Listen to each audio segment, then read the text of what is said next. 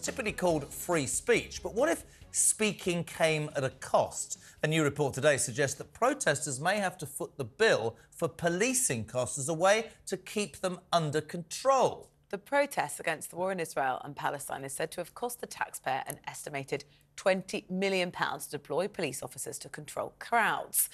Well, let's look at this. Here to discuss it is Dr. Alex Lockwood from the animal rights group Animal Rising, who says charging protesters is not the way to go about it. It makes it harder for ordinary people. Meanwhile, Trevor Kavanagh from The Sun says asking protesters to pay is the least they can do. Trevor, why so? Well, I agree with Alex that free speech is the foundation stone of democracy, along with freedom of the press.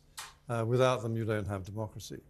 But there is a borderline between proper organised protest, which is acceptable, and that which spills over into, to some extent, violence, and to a large extent, the disruption of the whole of the rest of that region, particularly in south west London, where the streets are blocked for long periods of Saturday every week now, and for what looks like the indefinite future. And I think that gets to the point when you have to use the resources of a very large proportion of your Metropolitan police, which is already overstretched, to keep that demonstration in order.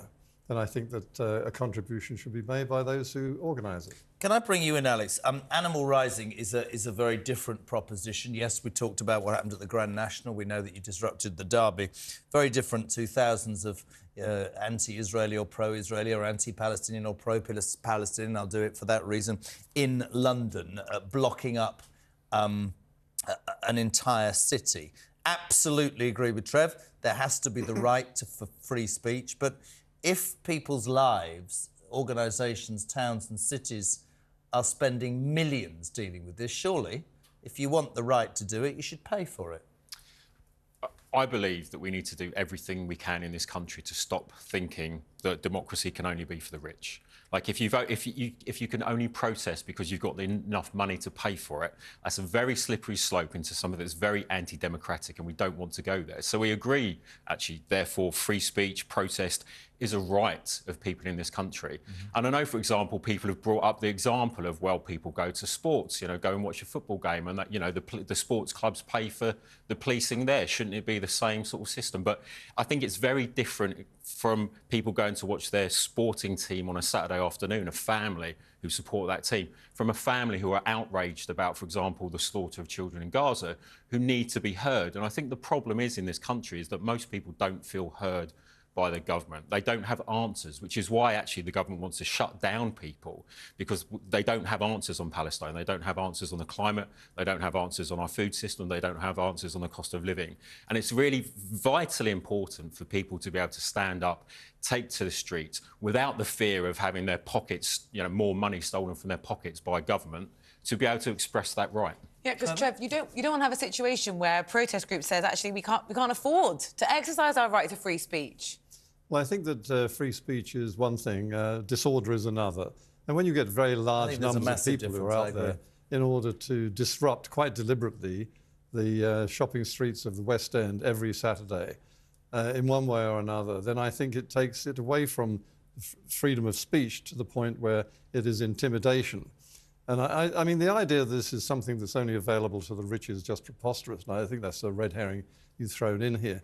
You don't have to have hundreds and hundreds of people, thousands of people on this demonstration to get your voice heard. You don't have to bring London to a standstill every Saturday in order to get your voice heard. There is a lot of sympathy for the cause of both the Palestinians and the Jews in this. If this were a march by Jews in the same sort of numbers as your Palestinians, it would be regarded by the community that you're representing as totally unacceptable. That's not true. But what I want to do is actually say, Lord Walney, the author of this report that's coming out and saying that perhaps, protests should pay for this, back in 2021, he actually said that environmentalists are not extreme and that actually we haven't gone fast or far enough on climate. I think we're going to have a debate on what side of the political spectrum. Let's get to the point. The point is if you absolutely have a right to protest. Yeah. We're going to get into an argument about who said, I'm not bothered about that. Is it right if your protest under the banner of free speech means that you disrupt people's lives, you cost the taxpayer, that's what we're talking about, 20 million quid. Why should the rest of us pay for you to protest? I agree with you. That's not about the rich or the poor, that's everybody. Do you protest? You're animal rising. I don't happen to agree with what you say, but you have an absolute right to do it.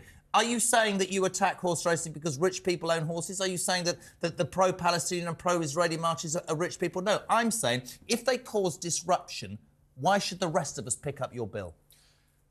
Most marches pass off very peacefully.